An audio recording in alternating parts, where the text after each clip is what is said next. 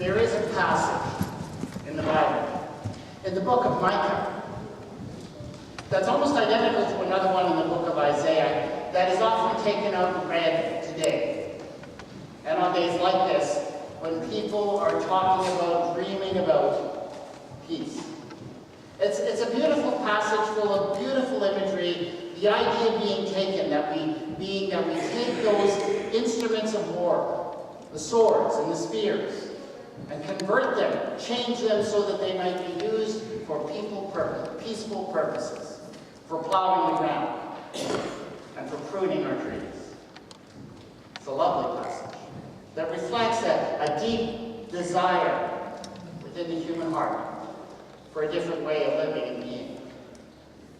And we're going to read that passage this morning. But before we do, I felt it was kind of important that we take a step back from it and recognize that before Micah could give that prophecy, there was another prophecy that had to come first. And it was a prophecy of a man named Joel. Joel also came with the word of the Lord. He came to people who were simply farmers. People who, as long as anyone had remembered, had tilled the ground, had drawn the fruit from their trees, and lived like that. They were people who were not particularly interested in politics. They didn't really care who sat on the throne in Jerusalem. They didn't really care who their enemies were. And when there were wars, and when there were battles, unless those battles passed through their fields, they didn't even raise their hands. They just kept on working. But God sent Joel because a new problem had arisen. They were facing a triple threat. 3 enemies had come up against them. The people of Tyre, the people of Sidon, and the people of Philistia. All these enemies together were threatening everything that God had done for the nation of Israel. Everything that they had ever been. And so because of that threat, everyone needed to do their part. Everyone had to step forward. And they had to take their weapons of life and production and turn them into weapons of war. And so Joel was sent by God to these farmers. And he said to them to take the only bits of metal they had, the little bits of iron that they used on the leading edge of their plows, the bits of metal that were attached to long poles and curved around to prune their trees. And he said to them, you need to take your plows to the blacksmith, and he will straighten out that metal so that it can serve as a sword. You need to do the same thing with your pruning hooks, and they will be your spears. He said, you've got to do this. The threat is too great.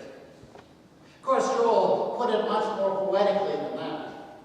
Joel said to them, beat your plowshares into swords, and your pruning hooks into spears. Let the weaklings say, I am a warrior. That's what he meant. And this was the word of the Lord. Because sometimes a threat is so great, a threat to a nation, a threat to a way of life, a threat to certain liberties, is so important that everyone has to take everything they've got and their very lives and put it on the line in order to preserve what you've got. And we all know that. And that is what we all recognize today. We recognize and even celebrate those who in 2 world wars and other actions that have taken place since have put their very lives and their treasures and everything they had on the line. Because sometimes that's what you need to do. And it comes at a great cost. It comes at a great cost in terms of lives, in terms of broken bodies. It comes at a great cost in terms of an economy. The entire economy of this nation was devoted to no other goal than victory.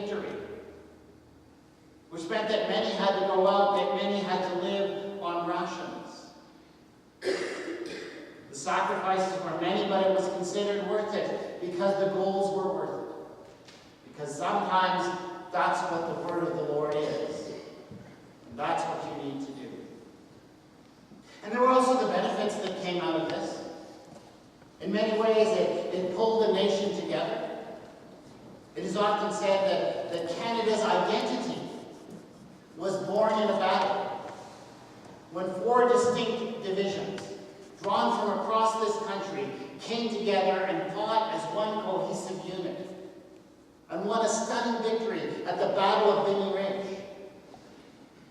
Canada, it was said, came of age.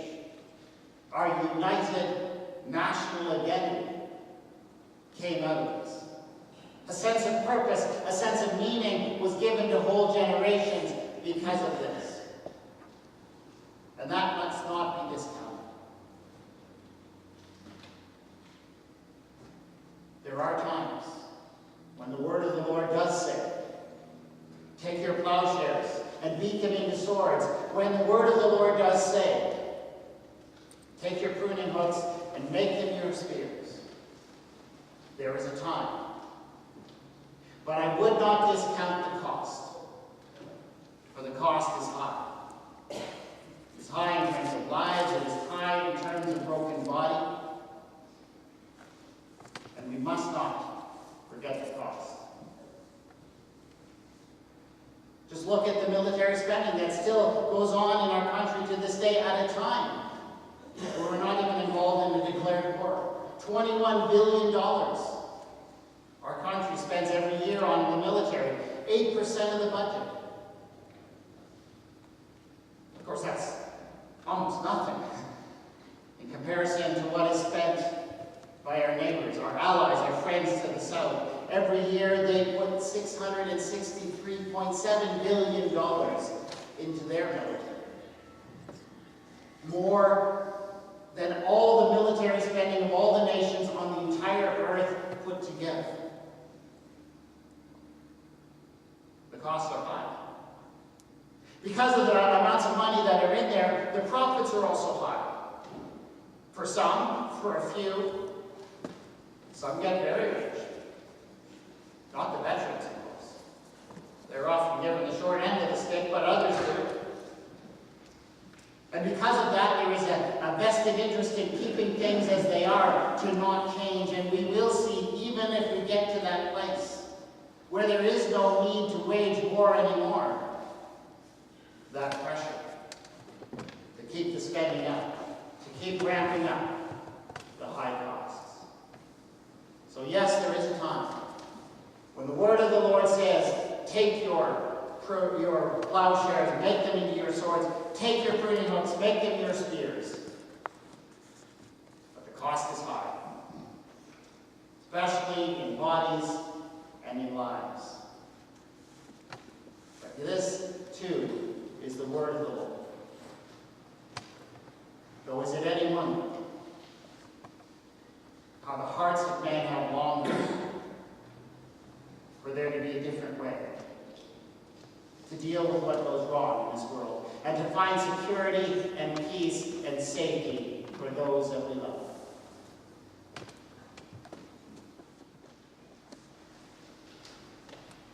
And so God sent another prophet.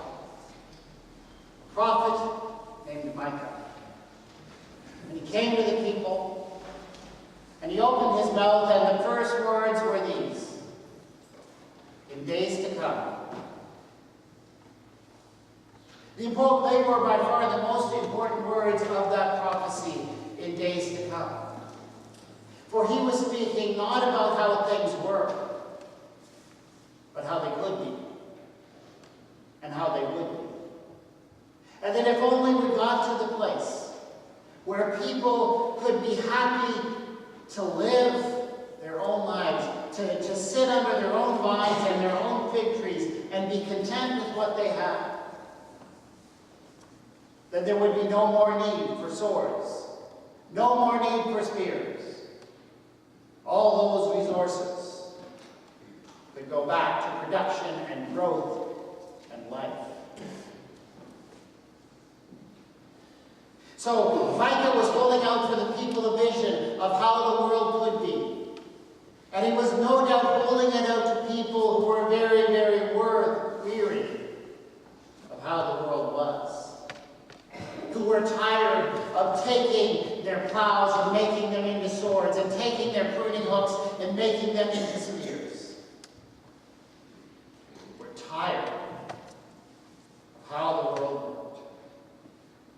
And so Micah made this promise that these weapons of war would not be needed anymore. They could be rededicated to life and production and hope. A wonderful promise, a wonderful vision. But it does raise for me one key question. Here we have this promise of how the world can be different, but exactly how does this happen? Who makes this happen? There are two possibilities I see. Either at some point, God just gets so fed up with us, and for how we get it so very wrong, that he steps onto the scene. Presumably, from the Christian point of view, this will happen when Jesus returns someday. But God will get to that point where he feels he has to step in and impose peace on us over and against our nations. That's one possibility. But the other possibility is that we wake up. And we get to the place where we decide for ourselves that all of this devotion of so many resources to killing and war and battles is no good, that we need to find another way to work out our differences. And we make it happen. So which is it? Is it up to us, or is it up to God? Well, let's look closely at what Micah actually says. He comes to the people and he says this, "Come, let us go up to the mountain of the Lord, to the house of the God of Jacob, that he may teach us his ways, and that we may walk in his paths." It's an invitation. God is sitting there. God is welcoming those who get to that point where they see that things need to be different. May come. An open invitation. "For out of Zion shall go forth instruction, and the word of the Lord from Jerusalem. He shall judge between many peoples. He shall arbitrate between strong nations far away." You see, God has always been there. Always waiting. Always ready to be that point of contact, to be that mediation.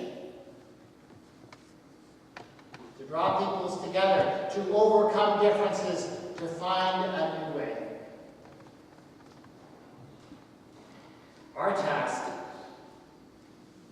is to hear that invitation. Our task is to respond to that invitation and to share that invitation to others that they may respond. It's up to God, yes, but it's also up to us. And when we get to that point, when we can turn and come to the Lord and lay ourselves open to him, and let him be that point of contact and reconciliation, yes, those resources that are so costly, dedicated to death and destruction and war, may be brought back and again dedicated again to life and hope and production. This is the promise of God. This is the word of the Lord. Thanks be to God. Let's take a few moments in silent reflection.